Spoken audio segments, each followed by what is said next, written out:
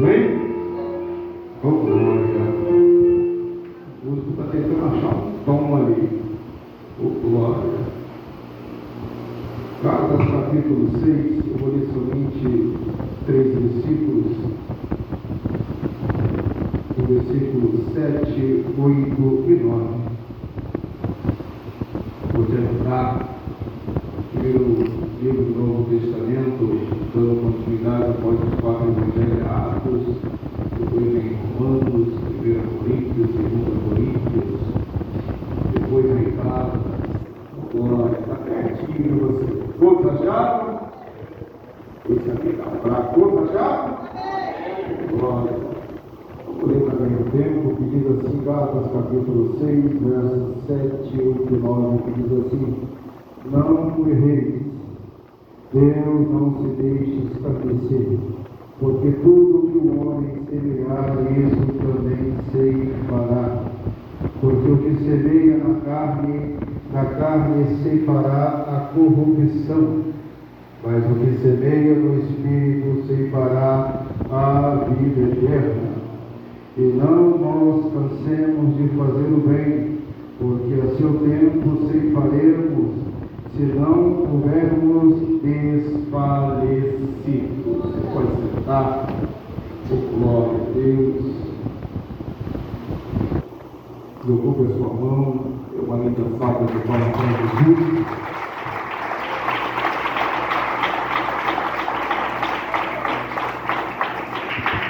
Confesso aos irmãos que estou muito contente, não só por poder estar na casa de Deus, mas também por poder estar sendo útil à casa do Senhor. Outrora eu pensava que eu não valia nada, que eu não servia para nada. Outrora eu achava que eu era obra do acaso. Eram tantos pensamentos que vinham, né, que a gente às vezes acaba até acreditando, né? Quem somos nós? Quem realmente somos nós? Até que um dia eu não barrei um pote de dinheiro, eu não barrei um dinheiro, nada disso. Pelo contrário, eu simplesmente esbarrei naquilo que eu mais precisava. Quando um dia um jovem disse, missionário Lene, vamos para a igreja, Jesus te ama e tem uma obra na tua vida. Eu dei crédito para aquela palavra. Sabe o que é o engraçado? Ele me convidou para conhecer ele, missionária Cláudia. Eu tive o privilégio de ser um convidado de Jesus. Você nessa noite também está com o mesmo privilégio. Que privilégio é esse? De estar na casa de Jesus, de estar na casa do Senhor. Jesus te convidou, você sabia? Você não está aqui por obra do acaso, você não está aqui por um acaso, você está aqui porque Deus tem um propósito na tua vida. Você está aqui porque você decidiu chegar a este lugar. Você está aqui porque você tem ouvido a voz do Espírito Santo. E o mesmo Espírito Santo está dizendo nessa noite: eu estou contigo nessa luta, eu estou contigo nessa prova, eu estou passando juntinho com você esse aperto, essa lágrima. E o Espírito Santo também está gemendo junto com você. Você não está só, homem.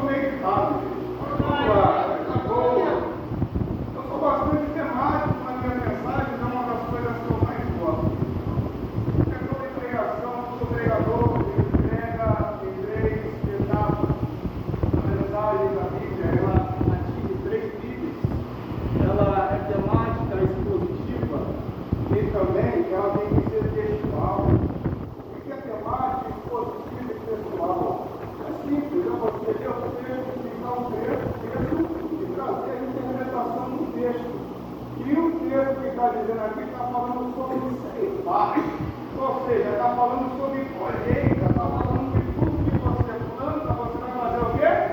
Colher. Olha que engraçado, eu estava olhando esse texto, que eu estava perguntando para Deus, eu falei, Deus, como que se aplica uma pregação como essa, com palavras tão simples, mas com bastante fala, com bastante edificação. Eu estava pensando nesse texto, eu pensava nele com cuidado, com carinho, e eu comecei a ver que existe uma confusão hoje em dia no mundo teológico, existe uma confusão hoje no meio da igreja, no sentido de colheita. Vocês querem ver uma coisa engraçada? O texto está dizendo que tudo que eu vou plantar, eu vou fazer o quê? Colher. Quem aqui já está fazendo coisa boa?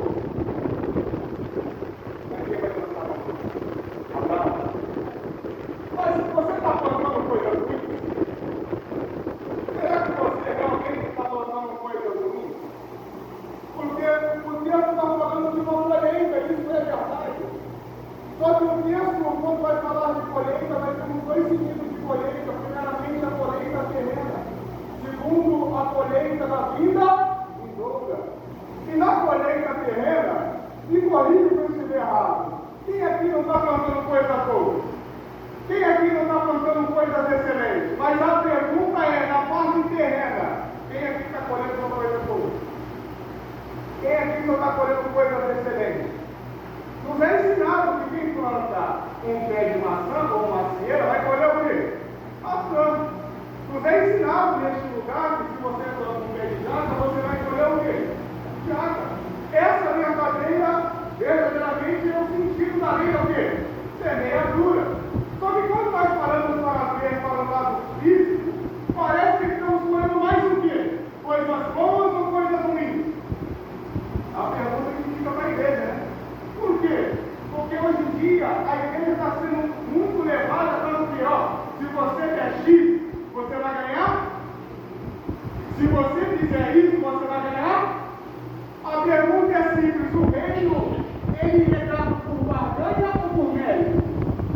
A salvação que nós temos que lutar todo dia, a todo momento, você merece ela ou ela foi te dada de graça? Porque as pessoas não vão conseguir entender qual é o seu mérito e qual foi o mérito de Jesus. É por isso que eu estou trazendo essa analogia para vocês de que a Bíblia sempre deixou bem claro: no mundo vocês vão ter fartura, no mundo tudo vai dar certo, no mundo as portas vão se abrir. É isso que a Bíblia verdadeiramente diz. Mas quando nós pegamos Mateus capítulo 5, as virtudes, eu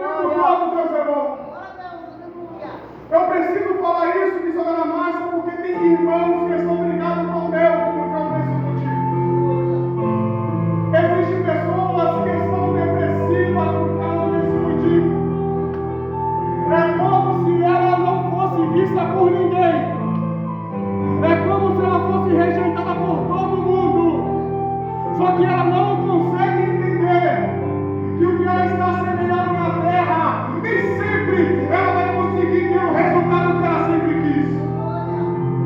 Quantas pessoas passaram uma vida construindo casas para deixar de herança para o filho, para o neto, para o tataraneto?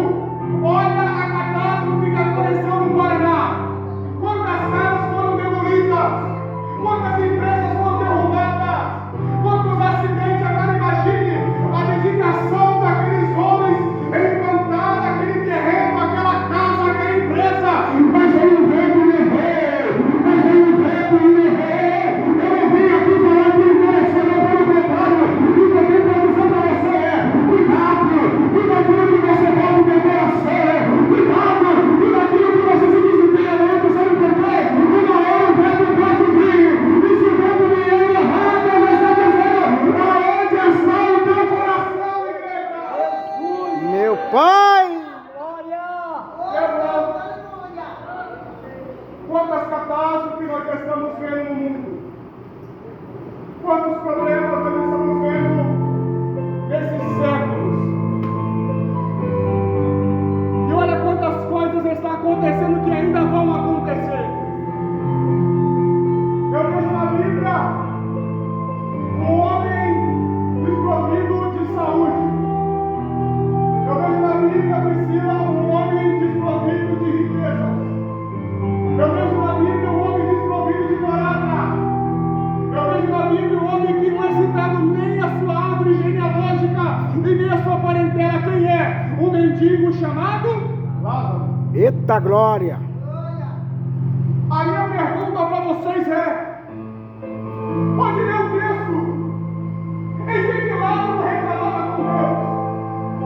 Em que Lázaro, embora questionava Deus? A Bíblia diz bem claro que ele não tinha nada. E para completar, uma língua e os cachorros então riscavam as suas feridas. O homem que talvez nunca sentou numa carruagem. O homem que provavelmente não sabia o que era um pão com manteiga. Será que ele chegou um dia a comer uma carne? O texto não fala, mas o texto tem a sua ênfase de dizer: ele era pobre, ele era mendigo. Mas sabe uma das coisas que eu acho interessante nesse texto que o evangelista Marcelo mandou no que eu vou responder agora? O rico, ele não tinha nome, ele tinha status, ou glória. Lázaro não tinha status, mas tinha nome, eu vou repetir de novo. O rico não tinha nome, mas tinha status, ou glória. Lázaro não tinha status, mas tinha nome. Sabe o que Deus está dizendo nessa noite? Não adianta você ter status e não ter nome, glória. Não adianta você ser adorado pela terra e ser detestado pela sua glória. Não adianta você andar em comunhão com os homens da terra e não andar em comunhão com Deus da glória. A palavra de Deus diz em Daniel que procuraram além dele, além de Deus, além dos homens do erro, e nada foi encontrado, sabe por quê? Porque tanto na terra não tinha um para falar dele. Imagine no céu. É por isso que Deus falava que ele é milionário, ele é muito rico. Então nessa noite eu não estou nem aí se você não quer ser meu amigo. Eu não estou nem aí se você não se importa comigo. O que me importa é que o Senhor vai dizer: ele é milionário, ele é milionário, ele é milionário. Se porte com o céu, porque a terra vai te menosprezar. Se porte com o céu, porque a terra pode te odiar. Se porte com o céu, porque a terra pode te abandonar.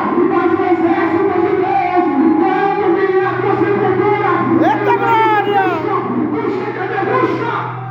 Meu Pai! Rapaz! E o rico vai ser sepultado com muita glória, né? Só que não foi um ser espiritual buscar ele. Não foi um anjo buscar ele. Lázaro talvez morreu, provavelmente enterrado por um indigente. Passaram por ele, provavelmente nem se deram conta que ele estava morto. A matéria apodrificou, a matéria ficou para trás, mas tinha uma comitiva, Priscila, aguardando ele, dizendo: vem embora. Aqui na terra eles fazem culto fúnebre para prestigiar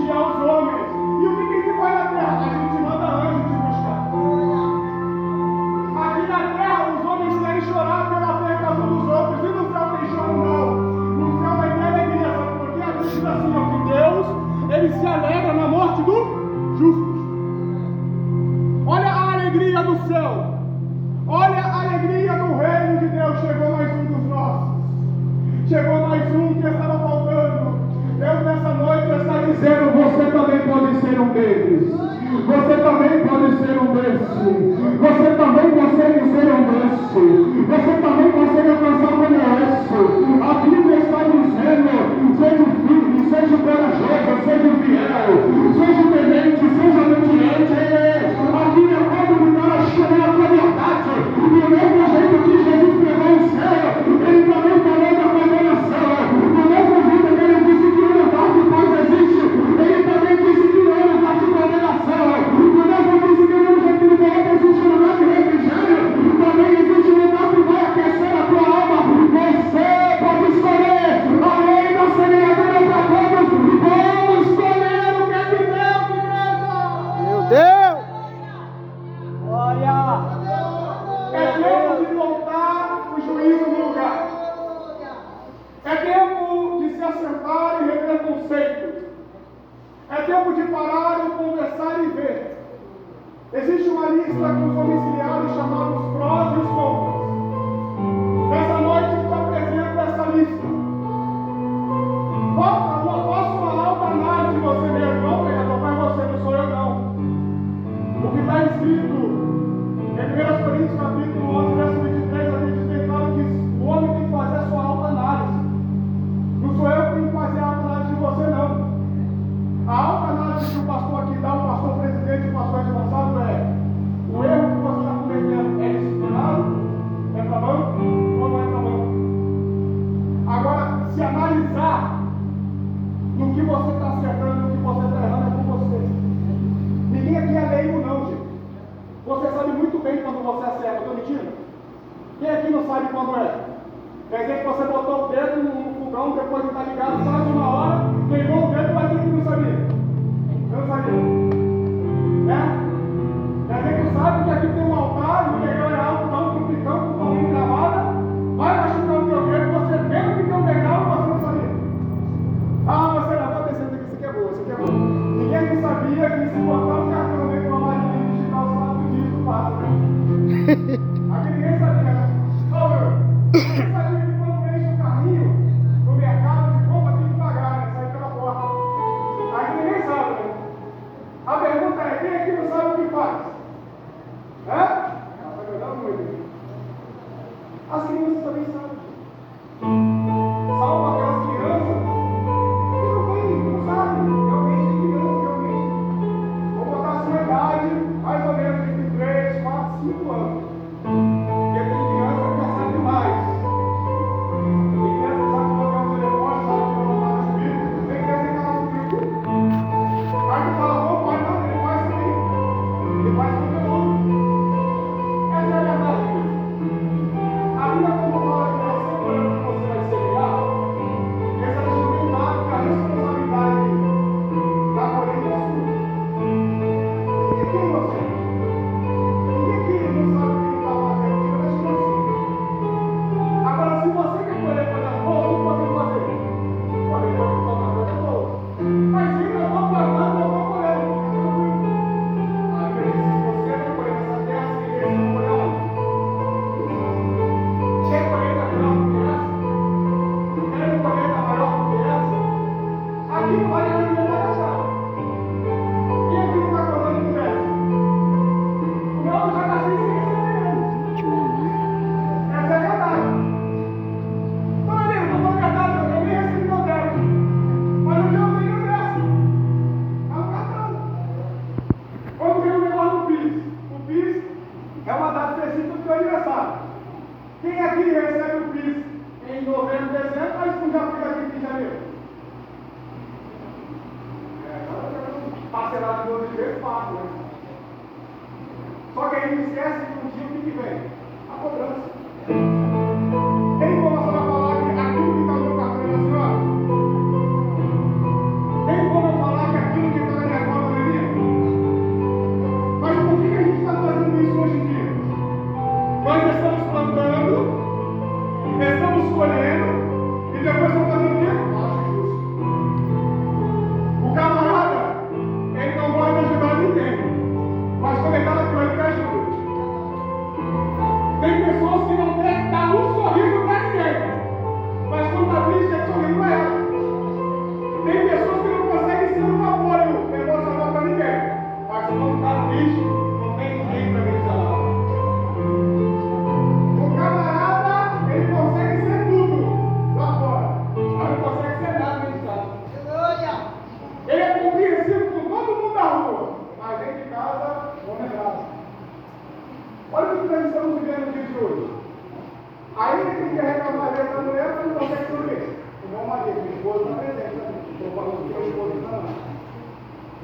Pode ser que eu sou um marido do sul.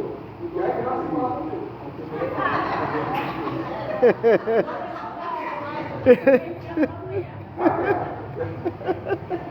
Porque estamos vivendo esse tempo. Tem muitas pessoas que estão frustradas porque enganaram elas. Não vai dar certo. Não vai, ó. Deus é contigo, até mesmo na fornalha. É verdade, é contigo. Mas não é a garantia que você não vai pegar fogo. Não mais. Ananias, Misael, Azarias não pegaram fogo, Sadraque, Mesaque e Abednego. O Antigo Testamento é verdade, mas quantas pessoas morreram queimadas no Brasil? Quantas pessoas serviram de costas vivas para iluminar a roupa, por causa de não. Se me lançar dentro da cova do leão, não vai me livrar lá.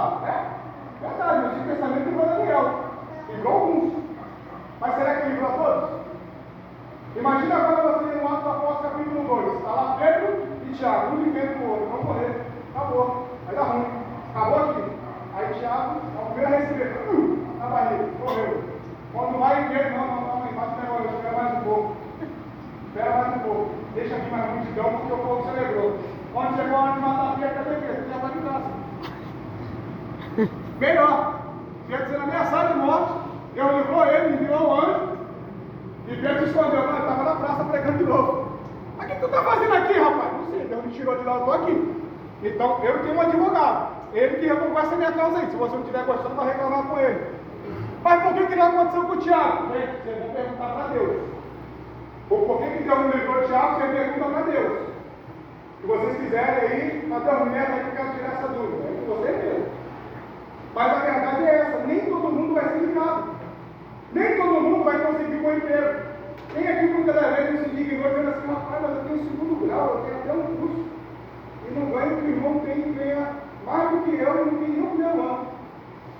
Aí quando a gente vai explicar aqui também a sorte, é vermos, não, nunca foi sorte. Sempre foi Deus. Sempre foi Deus. Então vamos lá. Se sempre foi Deus, nunca foi sorte, o pastor sempre nos ensina. Está todo mundo aqui é quem serve a Deus. Todo mundo aqui serve a Deus, é fiel ao Senhor. Está todo mundo indo para o batismo. Legal. O assaltante entra dentro do ônibus e assalta todo mundo, rendeu.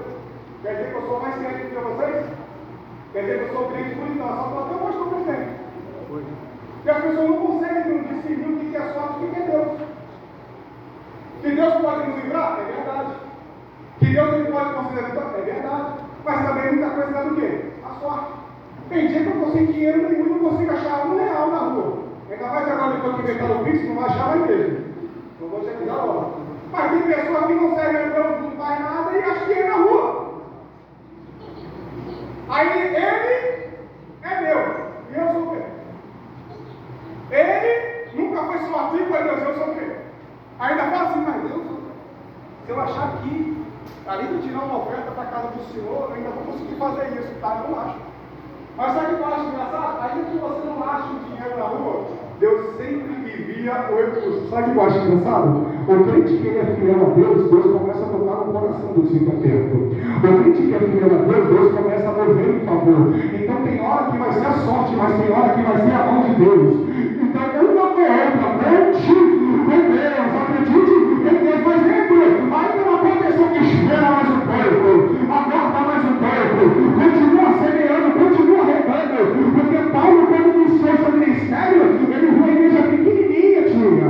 Ele não tinha quase nada de membro, mas olha o que ele fala, plantei, Apolo regou, e quem regou o crescimento foi Deus, quem vai dar o crescimento é Deus, quem vai dar o recurso é Deus, quem vai dar a provisão é Deus. Então se Deus está no negócio, fica tranquilo, porque no tempo certo, isso vai acontecer. Mas, se ainda que não aconteça nessa vida, Deus está dizendo, eu tenho um lugar melhor para você, eu tenho um lugar melhor para você, melhor para você. Continua semeando no reino, porque assim vamos escolher coisas grandes.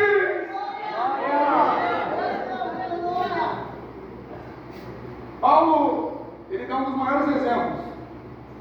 Todo mundo pode ter essa mensagem. Quando eu falar o versículo, eu vou ser errado. Vamos lá. Carta de Paulo aos Filipenses, capítulo 4, verso 13. É mensagem no carro.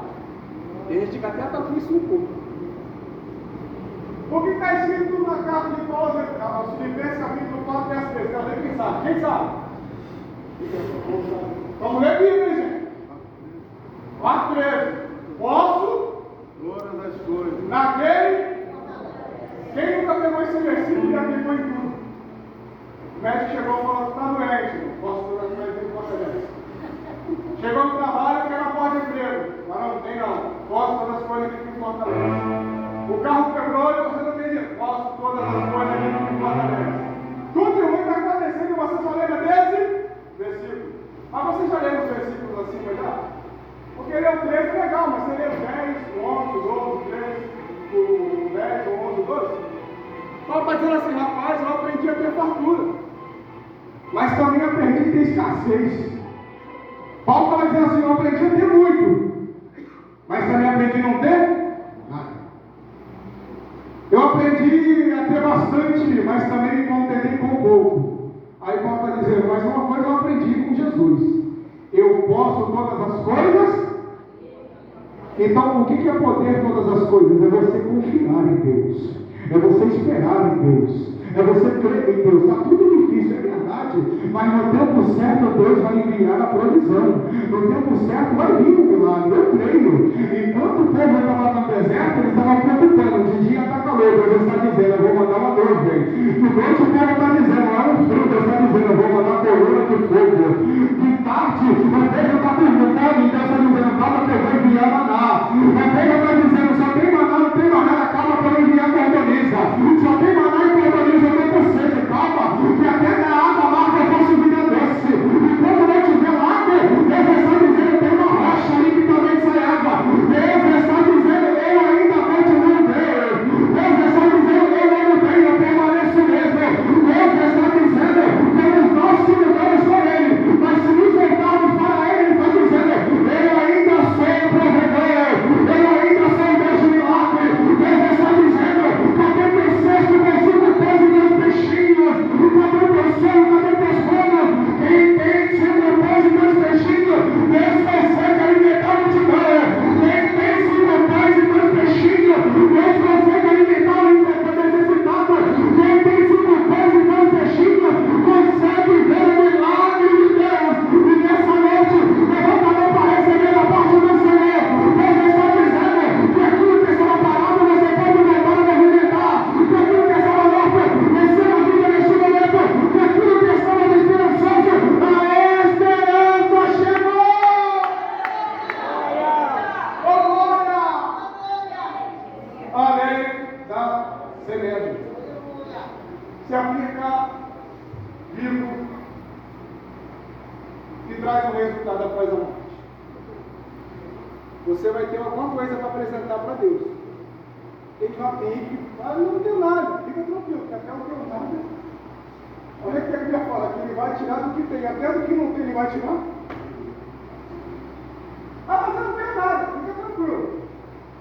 Alguma coisa Ele vai tirar. Agora, o tirar ali é de pessoas que não vão subir. Agora, dos que vão subir, Ele não vai tirar, Ele vai atribuir.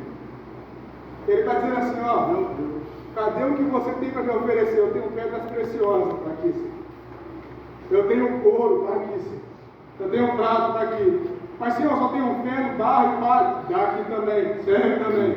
Não vai passar pelo fogo, vai ser queimado. Mas fica tranquilo que o tal será salvo. Deus está dizendo nessa noite: cultiva também no céu, creia também no céu, espera também no céu. Por quê?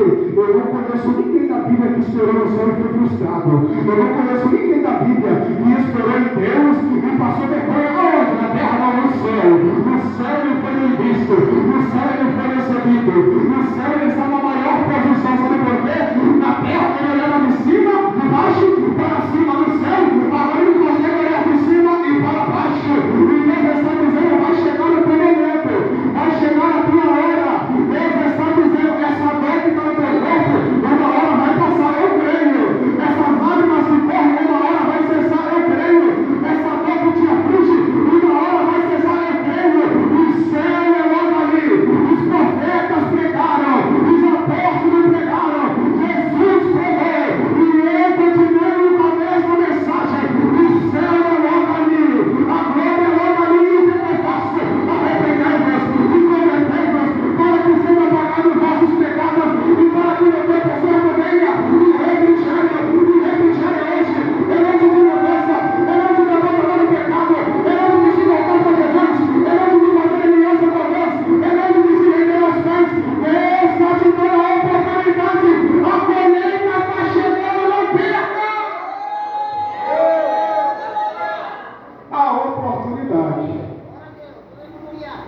meu pastor?